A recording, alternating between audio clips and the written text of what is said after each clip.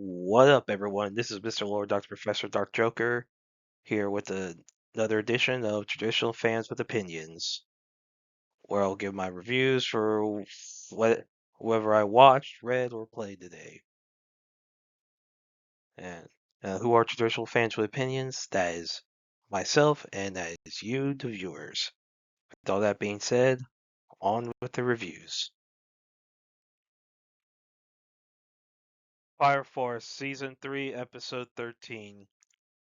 So in this episode, Shinra wakes up after seeing the past, the old world, which was a very eerie thing to look at. Like, I mean, probably not as eerie as it was in the manga, because in the manga, holy crap, the thing was that was creepy.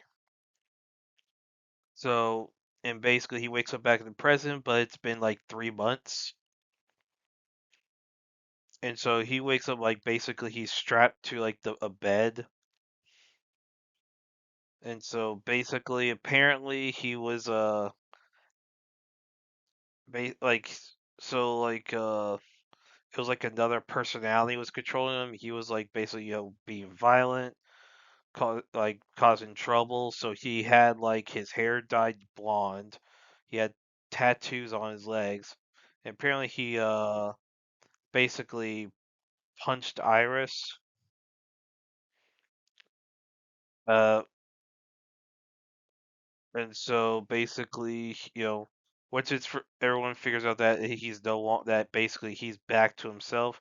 Arthur had already sensed there was an issue because basically, so Arthur tells Shinra that basically his alternate personality was like basically how like people talked about him in during training as the devil that killed his brother and mother, and basically how he acted like how people described him even with like having tattoos and stuff. And so basically it's theorized that basically his doppelganger from Adela must have possessed him. So then he talks to Iris. Iris explains that like she can't like when his doppelganger had punched her. Um, basically she was going to like mention something that she know. So basically, with the pillars that have started rising and 5 of them have risen, um, the powers of the second and third generation have gotten stronger, and then Iris tells Shimmer that she's learned she has a third generation powers. To reveal that basically that must explain how she was able to survive the church fire, because he would assume it was just a miracle, but turns out she just had very weak third generations, where so weak that she just assumed she just didn't have any powers. But and basically Shinra's the only one she's told about her powers. And Shinra thinks how like how Iris acts, how she is. It's like how people see Amaterasu, which that's a tease for a very big spoiler. Especially so there's also and where Shinra's doppelganger asked Iris why she was there too. That's another tease for the. There's a big spoiler regarding Iris. So yeah, and then so Obi talks with Shinra about what he had seen. And he says that Shinmon had some dreams too. And so basically, this is like setting up for the rest of the series.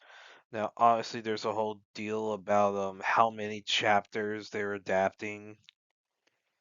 Um, like within 13 episodes. And understandably, there's concerns. Understandably, it's like I think it's like 88 chapters for it, 13 episodes. Obviously, it can be a concern. I can't remember how many pages were in each chapter, though. I cannot remember that. So I can remember if there's some that are like really short. Because, like in some manga, you have some really short episodes. Like really short chapters that allow for more chapters per episode, like by Hero Academia in the during like the final war. Like yeah, so who I can't remember how many pages, so I don't know how much of a concern it is and how much stuff will just be cut out. Like, because who knows how what all happens. Like, because obviously with the end, with the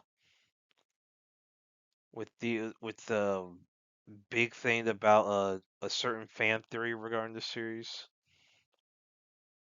like being true, like how much of that will be brought up. So yeah. Anyway, I thought this was a good episode, good start for this core. I'm looking forward to the next episode. Blue Exorcist, chapter 165. So in this chapter, Newhouse is stuck, basically in the collapsing wall, and so you know, and Ren's right, or basically right in front of him. Ren wants Newhouse to be able to escape. Newhouse said that basically like he can't make peace with he can't bring himself to try and make peace with Satan, unlike Ren. And so he does this. So Nuance does this a spell where he tries to like hold back the wall that's collapsing to allow like I guess everyone else to escape. Nuance tells Ren that he doesn't have that even though Ren is Satan's son, he doesn't have anything that he doesn't hate him because he sees Ren as like a good boy with a kind heart. And so yeah, and he tells him that basically he can't make peace with Satan, but if Ren wants to, he should go ahead. So Ren goes on ahead, he makes it through, and then like Newhouse remembers like his wife and son, and then so Ren catches up with the others, and it's implied that Newhouse is dead. So everyone starts heading towards like basically looks like the final stage before they deal with Satan's heart. So they gotta destroy like a third monument in order to deal with Satan.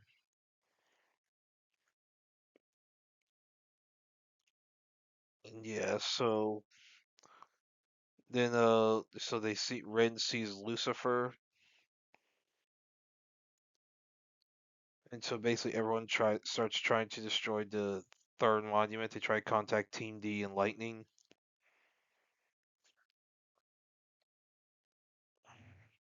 So then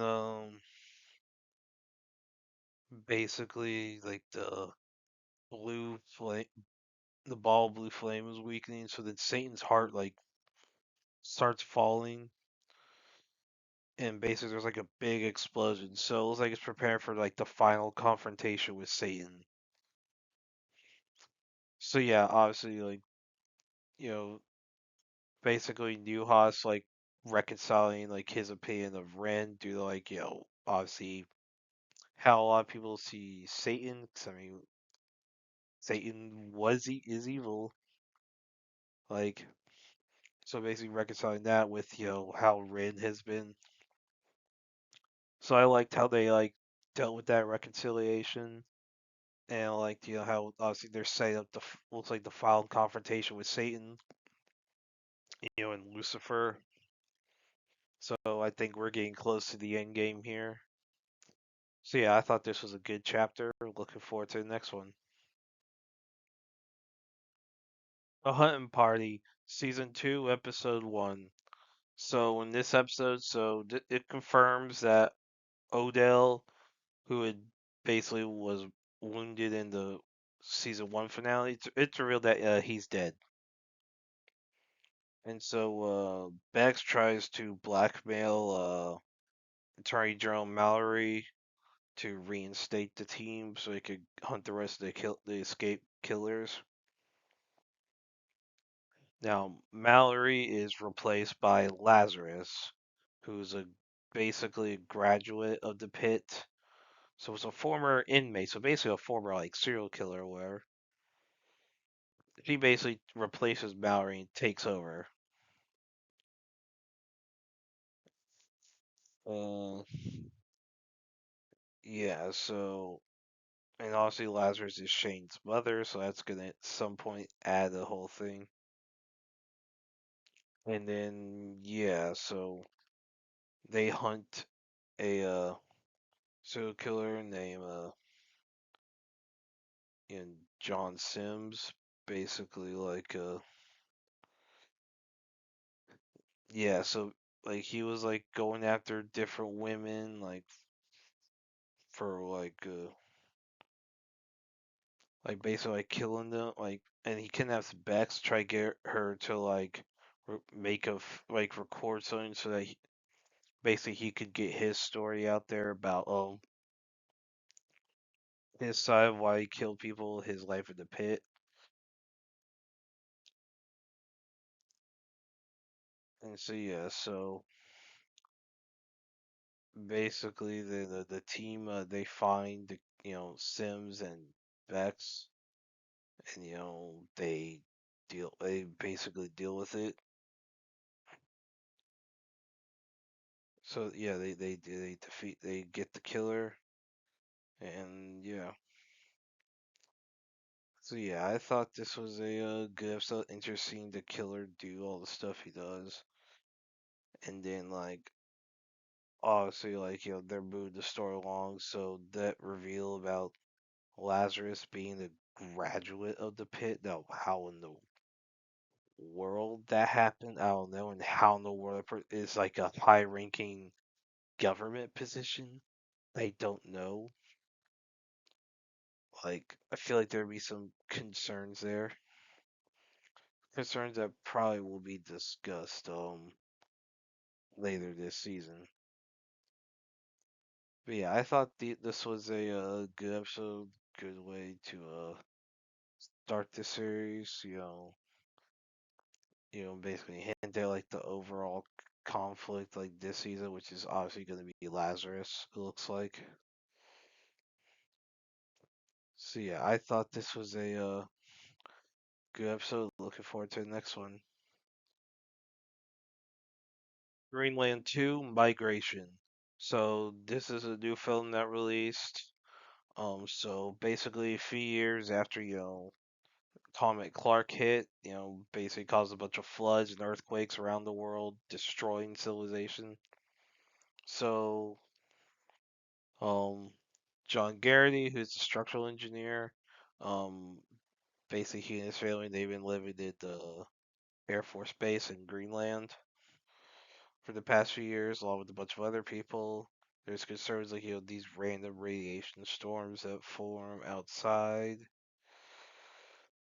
and how the air outside is not breathable, inside it is. And they so you starts off with everyone trying to navigate that, but then and so John finds these like lifeboats, and so that becomes useful with hmm, basically there's a it's like an earthquake or whatever that cracks a bunch of the base. People try to evacuate, and they all try to get into the boat. As many people as they can the boats, and that's right as like basically a tsunami comes in. So like so the boat which John, his family, which includes, his wife Allison and his son Nathan, they were able to get on the boat, and they like, and end up going to Europe because that's where the alleged where the crater's at because well apparently there's beliefs that like the inside the crater like life has grown to where basically that could be like a paradise spot with clean air and all that. And so basically the boat heads to like England. Then they all walk, but then like there's a dispute at the base because of basically the only one having like a basically a card to pass is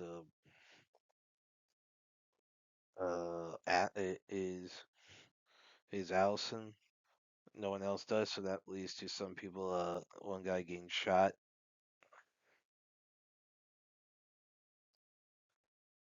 And so basically they the family does some traveling. They'll basically lose all their companions and they end up with this one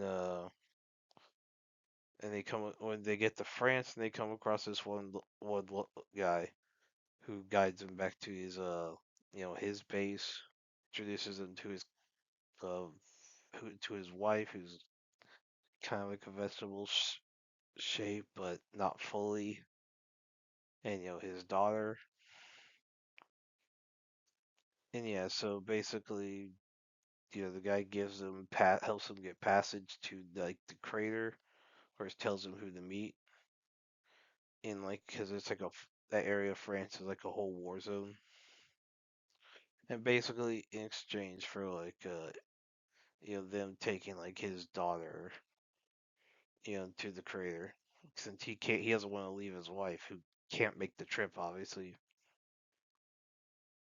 So you go there, try to see his like basically the commanding officer he recommended, but turns out he's dead.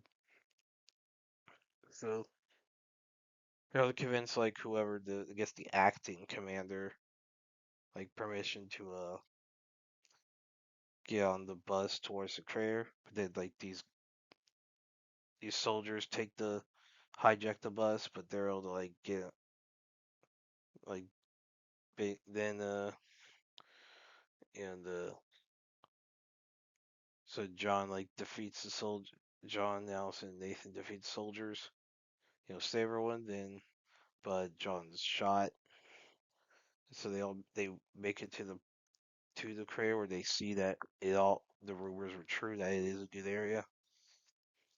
And John dies. So basically, it's revealed that earlier that John had some basically like the radiation poisoning. Basically, had a few months to live, so he wouldn't spend that time basically with his family and try to get him as close to the you know like that whole promised land as he could. So yeah. So I thought this was a decent movie. There are some pacing issues, regards like when they meet some characters, like there are some personal pacing issues, but yeah, overall I thought this was I thought this was good. Gerard Butler was awesome. Like Gerard Butler did a great job in it. Did a good performance. It's a simple survival thriller, not like some high art thing. Yeah, but I thought it was a decent movie. Well, that's it. Did y'all like the stuff I reviewed? And if you have your own opinions about all that, you can put all that in the comments. Thank you for watching, and like, subscribe, and all that. And look forward to the next video.